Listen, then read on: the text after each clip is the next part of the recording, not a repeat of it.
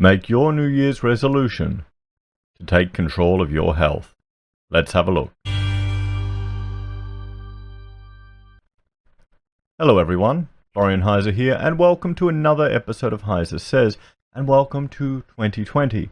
Now, a lot of people have New Year's resolutions, and I thought I would discuss or reflect upon my health journey over the last couple of years. Now, at the beginning of this year, I did a video about our keto journey as a family. In October of the previous year, we went on a diet. We really started looking at our food. Now, with Rachel and I working, in our practice, both of us were working in the office, so we'd drive into work, we'd take the kids to work, we'd have them playing around the office. That's how we did it.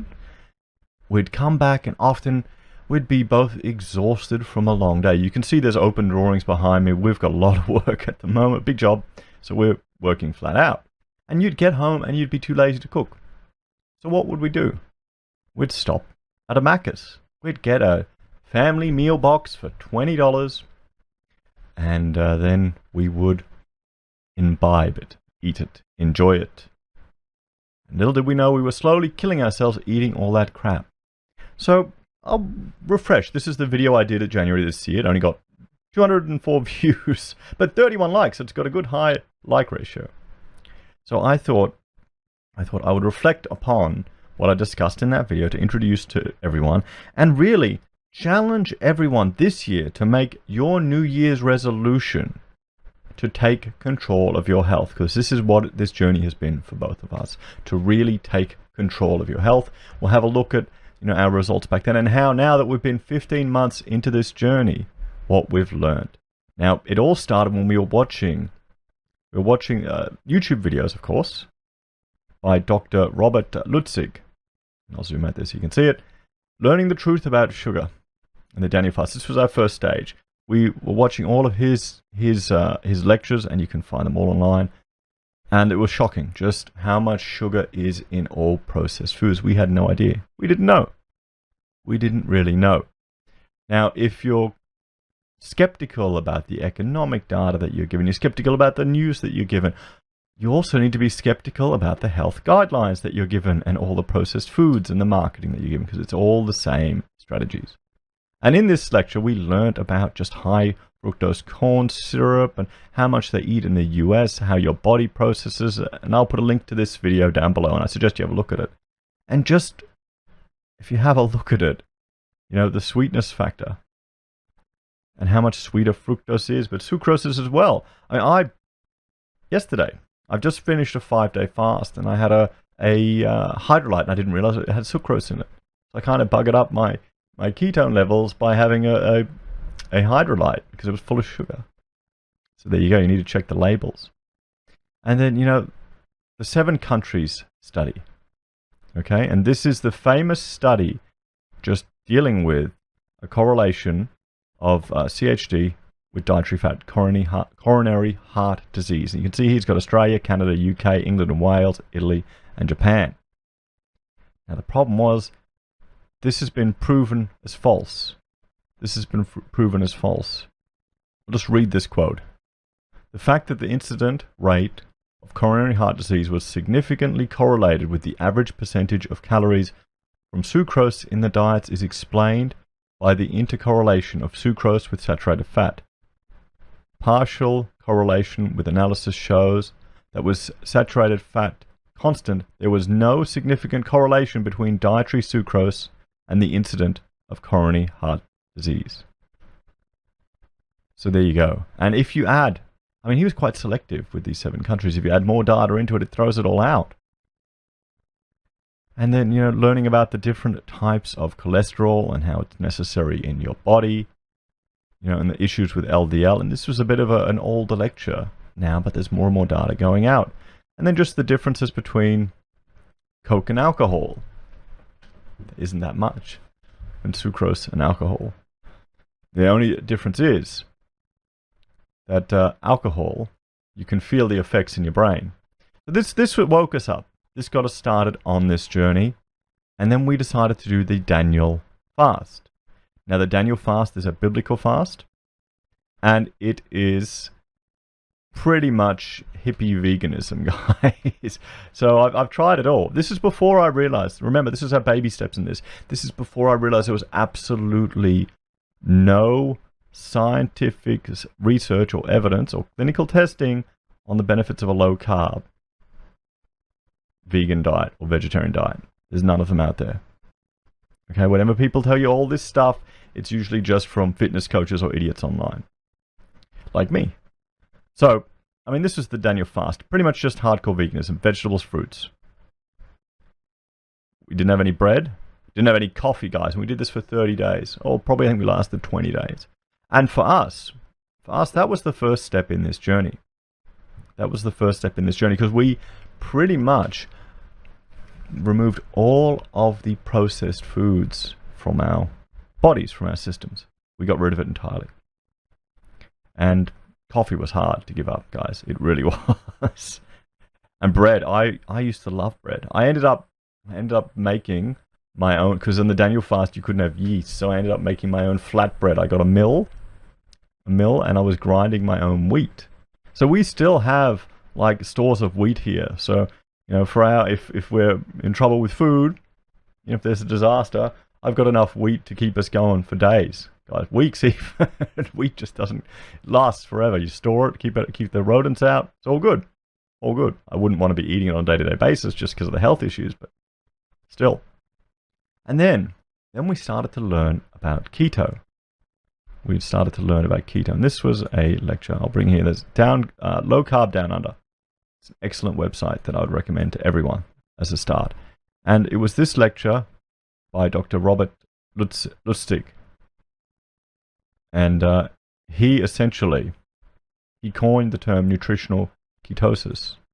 Guys, he coined the term nutritional ketosis. And I'm just going to move over here so you can see it. There we go. Now, while we were doing the Daniel fast, our father-in-law who lives with us, he started looking into keto. He started looking at his health because he'd been diagnosed with diabetes and he had a heart attack. He wasn't that old. It's below 60. So he started down this keto path, and then that got us interested into it. Rachel actually made me a bullet coffee? Just a coffee with nothing but butter, no milk.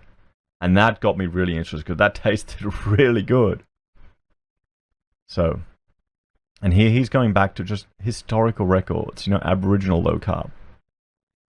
In 1878 to 1880, Dr. Frederick Swatka traveled 3,000 miles across the Canadian Arctic with 2 Inuit families. His diary was lost until 1965, then published into obscurity. And he talks about the human keto adaptation. When first thrown wholly upon the diet of reindeer meat, it seemed inadequate to properly nourish the system. And there is an apparent weakness and inability to perform severe exertions, fatiguing journeys. But this soon passed away in the course of 2 to 3 weeks. And what he is talking about here is when your body becomes keto adapted or fat adapted. This whole diet, this lifestyle, way of eating, is changing your body from primarily relying on carbohydrates and sugars and glucose as an energy source to fat, to your body burning your fat. And the byproduct of that process is ketones in the blood, and you can measure those. But when you change, when you go off a high carb diet to this, you know, ketonic diet or a meat-based high fat diet, you're going to feel it. And that's called the keto flu. That's what they used to have with the Atkins as well. They didn't understand what was going on. Essentially, you're going back to a hunter-gatherer diet from a city-dwelling farmer type. And there he talks about the Maasai of East Africa. Nomadic herders who live on meat, milk, and blood. They're pretty much carnivore. Warrior males in particular avoid all foods of plant origin. Well, there you go, guys. Avoiding all foods of plant origin. You know, look at them compared to their neighbors. So compared to their subsistence farming neighbors, the Kikuyu and Maasai were taller, 6 inches, 3 inches female, leaner, and had less tooth decay. Now that's an interesting one. That's an interesting one too, how the effect of just eating animal products on your teeth, because you're not consuming as much sugar, guys. So in 1929, the Bellevue-Stephenson experiment. So what Stephenson ate, you know, he ate protein, 15 to 20 grams, 80% fat and 2% carbs. You can never get away from carbs. And it was meat, brains, marrow, liver and kidneys. So he's eating all the organ meat as well, and that's something you have to do in this diet to get a lot of your nutrients and your minerals. Because there's a difference. This is something Rachel realized too. The more research we've been looking into this, there's a difference in the bioavailability, the ability of your body to access a pill that you get off the shelf, or a vegan-friendly mineral that's been manufactured in a factory, to something you can get in animal products. Even magnesium you get as a supplement is different to what you can get in animal products. So conclusions. Low carbohydrate, high fat diets have existed since humans first learned to hunt. There is a required 4 to 6 week adaptation period, after which well-being and athletic functions are restored, if not enhanced. Despite increased total and saturated fat intakes, blood lipids improve, blood saturated fat levels decline, and inflammation is reduced on a well-formulated ketogenic diet. Scientific data suggests that we redefine ketones as highly desirable nutrients. And that's the interesting point that he puts there, because a lot of doctors, when you talk about ketone, they think ketoacidosis, and that's when the blood levels of ketones get up to 30 millimoles, and that's where you can die. Really hard to get to that level. Diabetics can get to it with regards to just their management of their health. But I was sitting at 5.5 2 days ago. I was fine. Look at my videos. I may have been a bit grumpy because I was 4 days into a fast, but that's got nothing to do with it. So we watched that, and that got us interested in this diet. And we started looking at, here we go, here's another one, a few other challenges. And here was one, and I'll mention a recent video from Dr. Paul Mason. And he's a sports nutritionist and a doctor, and he's talking about low carbohydrates versus low fat and just weight loss. And if we look here, you can see here the weight loss in kilograms over a period of time. So low carbohydrate diet, less than 130 grams versus low fat diet. Look at the difference in weight loss, because that's what a lot of people will be doing this for, to lose weight. But I would suggest it's not about losing weight. If one thing you want to do, guys, particularly all the guys watching, get a tape measure, measure around your belly. That measurement is one of the most important ones you can do for your health, because that is going to tell you how much visceral fat, how much fat around your organs you have, and that's the fat that's going to kill you. That's going to give you a risk of a heart attack. If you can get that belly fat down, that's probably the most important thing you should do, particularly the older you get, to manage it. You see all the older blokes? Huge beer guts, and it's just, this is the thing. It's because the way we eat all this manufactured crap, and the health guidelines that, even in hospital you'll get garbage food. At a hospital you will get garbage food. When my father-in-law, he sadly had another heart attack, we had to take him to hospital. He was worried he'd go out of ketosis. I think he was actually responding to an idiot on ABC. He was getting stressed over comments, but nonetheless, the food he got was all high sugar, and he's diabetic, so it's ludicrous. He's actually gotten to the point now where he doesn't need to inject an insulin anymore because he's gotten more control over his diet. But let's get back to this. So here you go. Most people will do their New Year's resolution, and I met another father at church the other day who had lost weight. I congratulated him on it. I noticed it. But the sad thing is he was just doing Weight Watchers. So he was calorie restricting himself. And most people who do that fail. They fail. So you can see here, and here we go, teaspoons of sugar per serving. It's just the hidden amount of sugar in stuff, guys. 11.5 teaspoons in dairy. 1.5 teaspoons in tomato sauce. As well, we stopped eating tomato sauce. Rachel used to love that. One thing you also have to realize, eating sugar, craving sugar, that's, it's good high energy. If you think about this from hunter-gatherer days, if you're going around, you might not eat every day. You can't just loot a petrol station for food when you need to. You'd have to hunt and work for your food. So if you found some fruit that could give you a sugar boost, you'd eat that. And what would your body do with it? Stores all the sugar, converts it as fat for long-term storage. So between your abilities to capture animals, to eat those, you'd gouge on it. That's why you want to have more and more. It makes you more hungry. There's an evolutionary reason for it.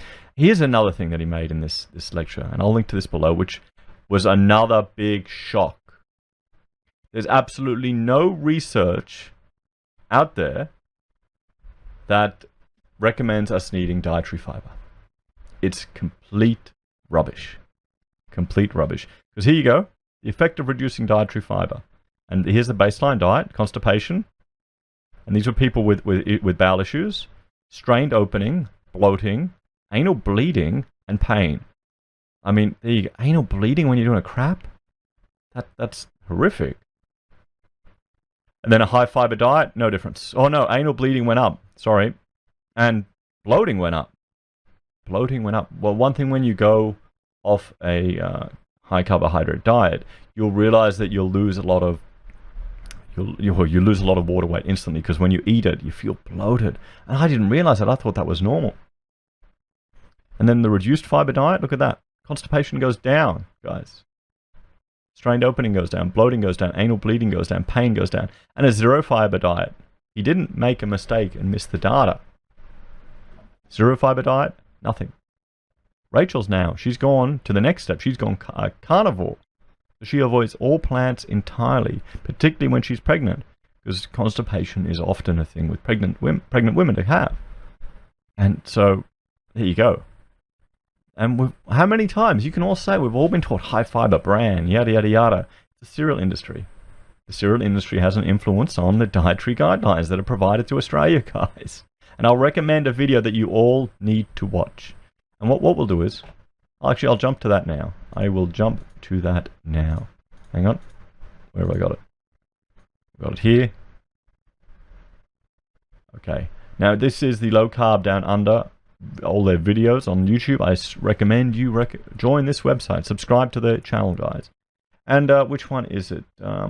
Dr. Gary Fetka. The Failure of Medicine Education. Why is LC low carb, high fat? Not being shouted from the rooftops. And I will link to that video below. But guys, that is one you need to watch. Because it really shows you how, and a quote in there that he makes that is fantastic, is that guidelines are often a substitute for knowledge. People will follow the guidelines. They won't even think about it. They won't even question it. They'll just blindly follow it. You'll see that in your nursing homes. You'll see that from your doctors. You'll see that from your dietitians. Now, I'm a skeptical bastard, and I don't believe anything authority figures tend to tell me. So that's probably why I'm not so surprised with all of this. So another question that often gets raised is, is keto safe for children? And this is Dr. What's his name? Dr. Ken Berry. Dr. Ken Berry. And we'll jump to his YouTube because that's better than this photo. And I will link to his video about his keto diets. He's got just one release today. 7 benefits of low carb keto for type 1 diabetics. People are using this to treat their illnesses. And there's also, he's got a whole range of videos as well where people are using keto diet to treat depression, or even adjusting their diet to treat depression. If you're suffering from depression, check your food intakes. How many vegans do you know that are depressed? How many soy boys that are posting on social media are depressed? I think a lot of that has to do with their diet, to be quite honest. If they're missing nutrients and minerals that your body needs, because all those diets you need supplements, and the supplements don't have the same bioavailability, and that means the ability of your body to process it and consume it and use it as the real thing. Okay, so I would recommend him as well. And he's got a video, is the keto diet safe for children?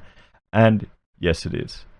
It is. But getting them on the diet, you got to be a bit easier with it. And here's a video which is from Taryn Polovin, and this is another one from Low Carb, where she talks about feeding a family, the day-to-day challenges with it. Because it's for us, it's more important for the children to have an understanding of food, to challenge what information is put out there, and to learn how to do their own research. But we're not gonna, when almost bring fruit, we're not gonna mind. I see that as in a hunter-gatherer thing, children finding a whole lot of honey and eating it. We limit processed food. We don't have any in the house, but if they're going out with their friends, sure, they can have it. they can have it. I'm not too worried about that. I don't want to be one of those crazy homeschool people. Oh no, you can't eat that bread because it has a bit of processed stuff in it. I can't eat it because a personal lesson I learned, I used to have this stress cough for years, all since high school. Whenever I'd have an exam or just during school, I'd be stressed. I'd be coughing all the time. I didn't know what it was. I got to the point where I was waking up every morning and throwing up from this cough. I thought it was a stress cough. Rachel finally got the shits and sent me to the doctor. And the doctor said, is it indigestion? So he put me on some medication, some antacid pills, and it worked a treat. Got rid of it instantly. Fantastic. What he should have done, now I realize, because there are side effects to that medication, I would have had to take it every day for the rest of my life. He should have said, have you changed your diet? Have you looked at what you're eating? That's what he should have done. And this is an issue, and this comes back to the lecture here by Dr. Gary Fetka. And we can see this issue all the way back.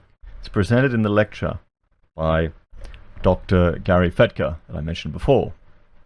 Back to 1910, where Rockefeller and Carnegie.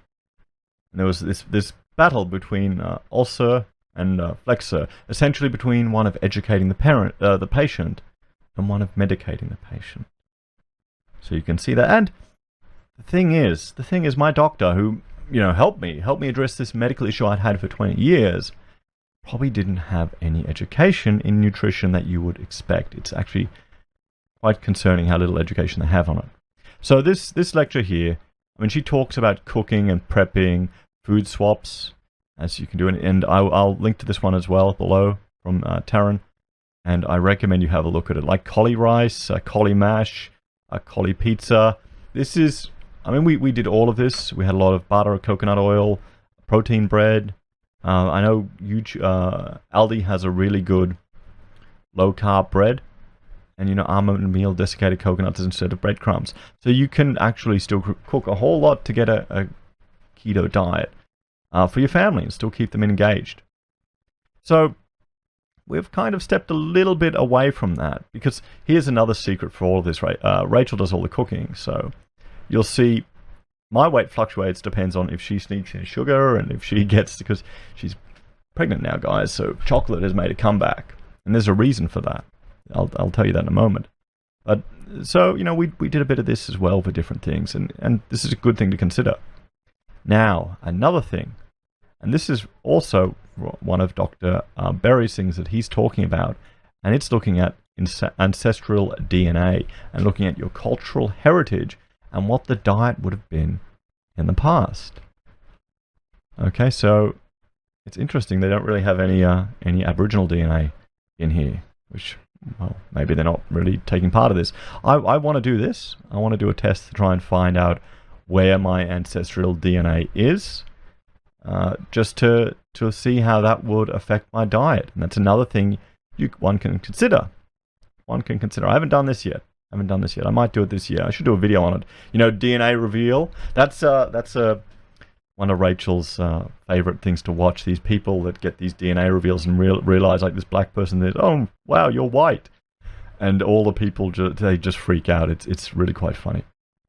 And another thing I learned, and we'll go here, and this is seed oils, vegetable oils, guys. Which this is another fantastic lecture, and this is by Nina Teicholz, and vegetable oils: the unknown story, guys. And this is you have the difference here, and you can see, I'll erase this. Saturated fat. It's great for one simple reason. I know it's gotten a bad rep, but it's good because it can't oxidize. Oxidization can cause inflammation in the body and have a whole series of health issues. Why can't it oxidize? Well, see all these little carbon atoms? They've got a hydrogen atom, and another carbon atom joined to it. So it's very difficult to break that carbon-to-carbon bond, or that hydrogen-to-carbon bond. Okay? Because these lines mean there's an electron orbiting both atoms, joining them together. If you've done physics and chemistry, it makes a lot of sense to you, but that's hard to break. Now here you have a carbon-to-carbon bond. Now what can happen is another molecule can come along here and steal one of those, or another atom, an oxygen atom, come here, and then that electron will orbit these two. So it can oxidate it. Oh, and it can happen there as well. Oh, and it can happen there as well. So there's all this potential oxidation in the unsaturated fatty acids. And she also goes through, and I'll link to this lecture too, the process of actually making seed oils, guys. These things are not natural at all. When you learn about how they make this stuff, compared to olive oil, which is a monounsaturated fat, so it's not as good as saturated, it still has the potential to oxidize because of the way that it still has one double bond. But the way they make this stuff it's disgusting. It really is disgusting. You shouldn't eat it. It shouldn't be called vegetable oil. I think that gives it a bad... It may be technically correct, but I think from a marketing perspective, it is misleading people. It needs to be labeled seed oil. Because, you know, cotton seed oil, sunflower seed oil, so, yeah. So, and here she talks about this, the American Heart Association that launched Procter & Gamble, which, you know, they made soap and made vegetable oil. And here's the question I'm putting to you is the effect of this on your cellular level, particularly on the construction of the cell membranes, because you need fat in every cell of your body has saturated fat in it, has cholesterol in it. So that's another thing we ended up cutting out of our diet. And then another thing we started looking at was fasting, guys. And here, this is the story of Angus Barbary, 27-year-old man. He fasted for 382 days and went from 456 pounds to 180 pounds. Look at him. Look at that. Lost 125 kilos. Okay? Bloody hell. I mean, that... I guess the thing is, once you get into a fast... And I stuffed mine up with my Hydrolyte, and that brought on the cravings. Because I had some glucose. That really made me hungry. So yeah, once you get into it, you don't get hungry anymore. So good on him. Good on him. And we've I like to do a fast at the beginning of every year and several times throughout the year, like every quarter, even 3 days is quite manageable. So yeah, water fast. So I normally have water and salt, and that's it. Don't have Hydrolyte. I did add a squeeze of lemon to the water too. It's probably cheating. And coffee. I don't give up coffee. To hell with what anyone says. No.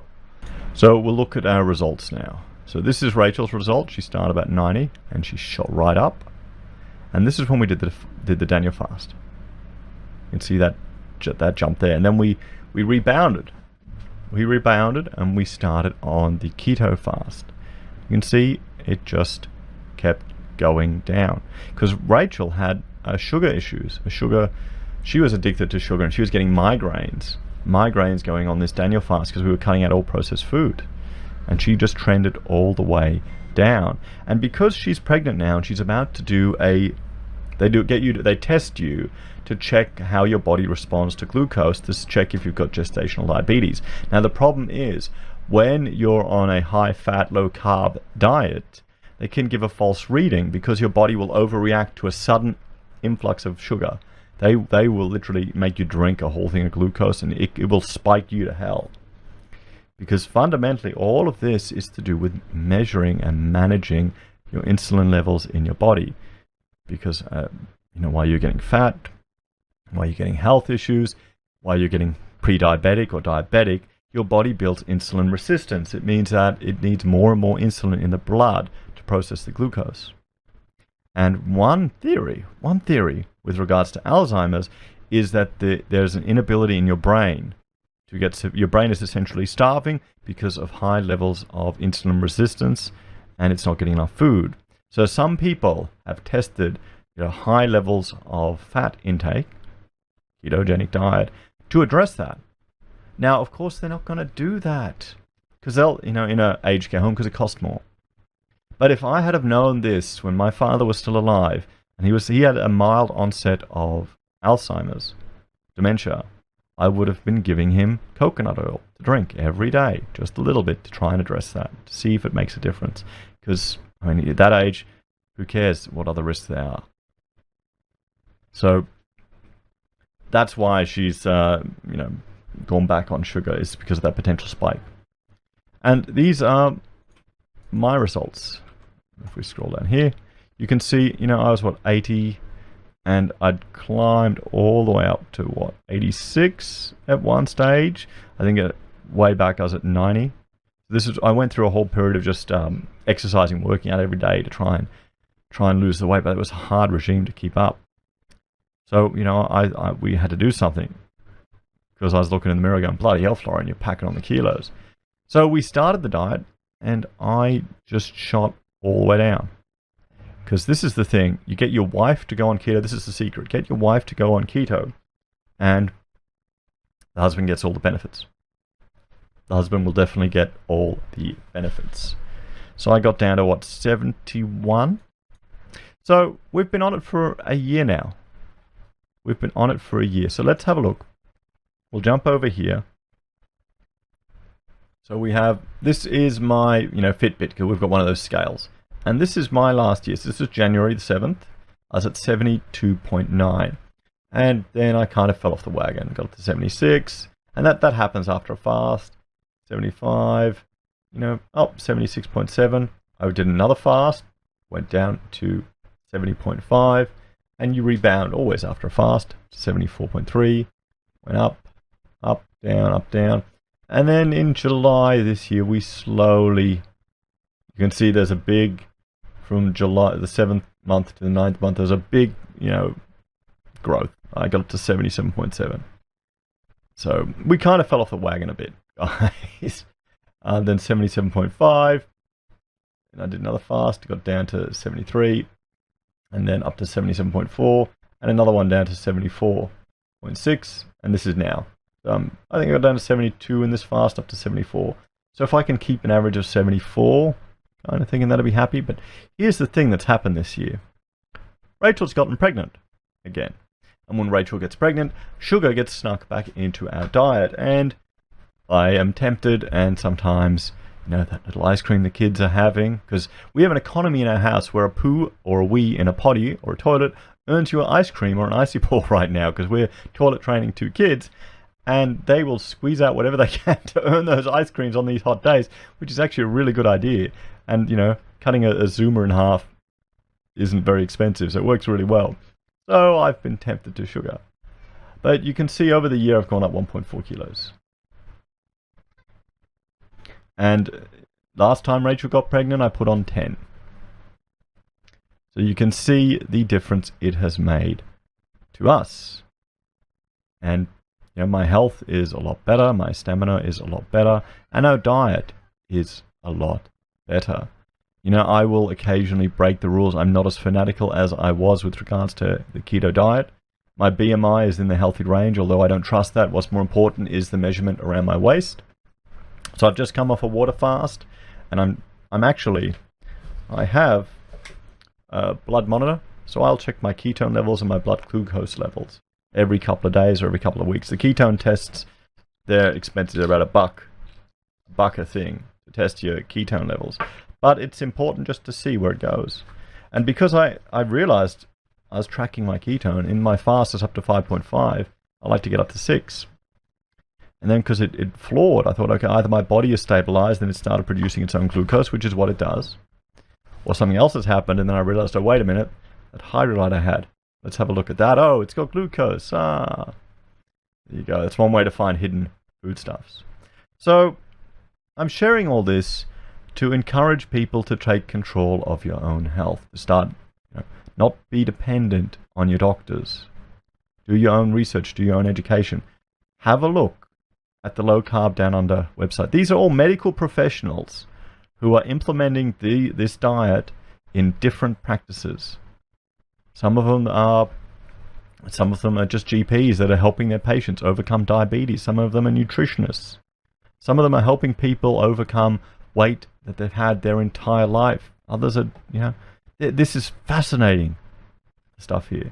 So these are doctors presenting. I honestly think you could consider this CPD if you're in the game. There's presentations here about the the artery calcium score, the coronary artery calcium score, where you can get an X-ray to measure the level of calcium in your coronary arteries to determine your risk profile. That's an important X-ray. Everyone should get those at a certain age, because that can address your risk of heart disease. But the problem is they'll just try and medicate you when they should be looking at changing your diet to mitigate that risk. I'd also recommend you have a look at the Low Carb Down Under website, guys, if you're interested. They've got plenty of information here, lots of food suggestions. If you're going to go down this path, arm yourself with a wealth of knowledge. We've just binge watched a whole lot of videos here, like most of these. I haven't watched it in a while. I've started again, but just binge watch all these stuff. Spend a few hours listening to it. And this is medical advice. This is scientifically based research. When your vegan friends who are slow and tired and their skin looks like crap tell you some rubbish, there's no scientific evidence. No actual clinical studies have been done to prove any of their claims. It's all rubbish. And if you're thinking, oh, but Florian, I saw this thing on YouTube. How many doctors are curing diabetes by prescribing veganism? Or how many doctors are actually risking their careers because they're going against the health guidelines to cure people of illness that they've had? Sounds like some people may be denying science, hey? Some of those vegans. It's funny how they're all also protesting other things. But that's a video for another day. So guys, that was our journey that we've had in the last 15 months. I think it's changed our whole lives. We've also started buying beef in bulk. So we'll buy, cow, store the whole thing in the freezer, just eat that. Another thing we do is intermittent fasting. That was only having, one meal a day. But I've kind of fallen off the wagon with that. Because, here's the thing. The more you understand about your body and your health, if you have a stuff up, you can just fix it again. It's not a mystery anymore. It empowers you to take control of your own health. So I encourage you all to make this your New Year's resolution. If you haven't, have a look at the evidence and make up your own mind. Take care, everyone. Have a great day, and I will talk to you later. Bye for now.